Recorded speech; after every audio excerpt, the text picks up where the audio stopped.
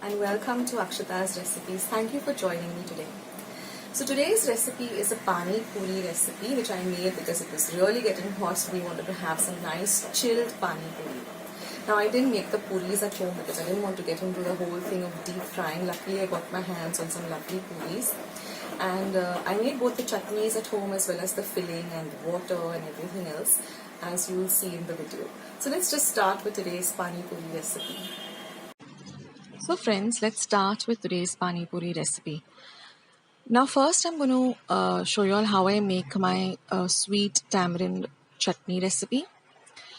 Now here I've taken a bowl of maybe 2 cups of hot water. To that I've added about 1 cup of seedless dates or khajur, about a lime-sized ball of tamarind or chinsa, and about 1 cup of gur or jaggery, and I've kept it aside for 5 to 6 hours. Then I've strained all the liquid, and with a spoon I've mashed up all the pulp to get out, the maximum uh, of the pulp of the tamarind and the dates. And then I'm going to transfer this to a pan. I'm going to add about 1 teaspoon of red chili powder, 1 teaspoon of coriander powder, and 1 teaspoon of cumin powder, some salt to taste, and I'm going to stir all of this and bring this to a gentle boil for 10 to 15 minutes till it becomes nice and thick.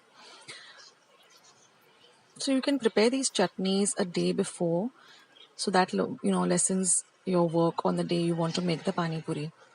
So after this thickens, we're just going to transfer it to a bowl and keep it in the refrigerator. Now for the chutney, which is the spicy green chutney. This is also very easy, friends. So to my mixer pot, I've added about 5 light green chilies, the less spicy ones, about 2 cloves of garlic, 1 inch of ginger. I've ground it to a paste, and then I've added about 1 cup of fresh coriander and squeezed the juice of half a lime, and I also added some salt to taste, and I've just ground this with a little bit of water, maybe about quarter cup of water, and I got this green chutney. Now let's see how to prepare the filling as well as the pani puri water. Now I have some sprouted moong. I just pressure cooked it in my pan and for about 1 whistle on high and about 5 minutes on a simmer. And then I've strained out all the water. Now I'll leave instructions of how I've sprouted my moong in the description box below. Here I've taken 1 large mashed potato. I've added my boiled sprouted moong, for which all the water has been drained out. We're going to mix all of this very well together. We're going to add some salt to taste, and that is our filling. Now for the Pani Puri water. Here I've taken about 1 liter of very chilled water. I've added ready-made Pani Puri masala. You can use any brand. Mix that Pani Puri masala according to your taste as to how much you would like. Then I'm going to add my green chutney to taste and my sweet chutney to taste.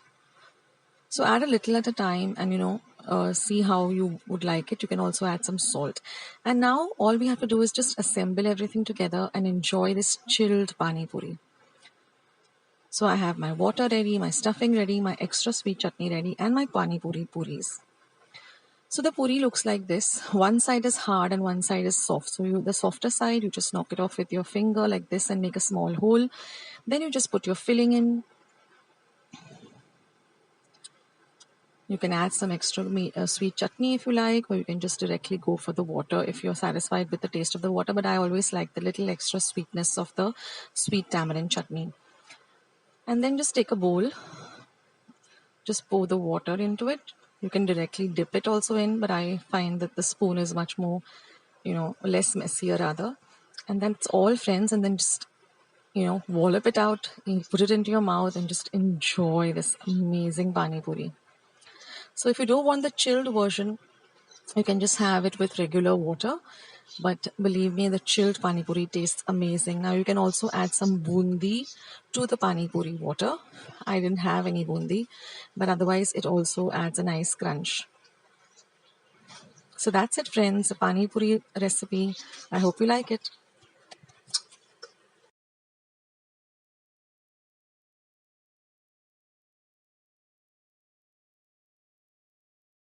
Guys, did you like today's recipe? I hope you did.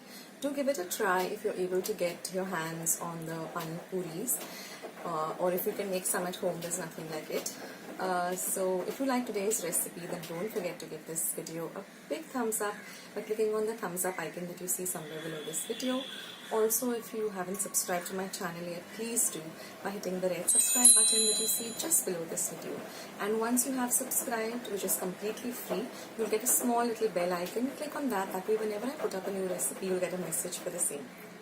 So guys, at the end of the video also you will see two boxes coming up. Those are my videos. You can click on them if you're interested in watching. Also in the middle of the video there is a small line that comes up saying suggested. You can click on those also if you want to see those recipes. If you're looking for any of my recipes or any recipe in general on YouTube, just type the recipe and just type beside it Akshata's recipes. For example, if you're looking for upma, so type upma Akshata's recipes and my recipe will come up first.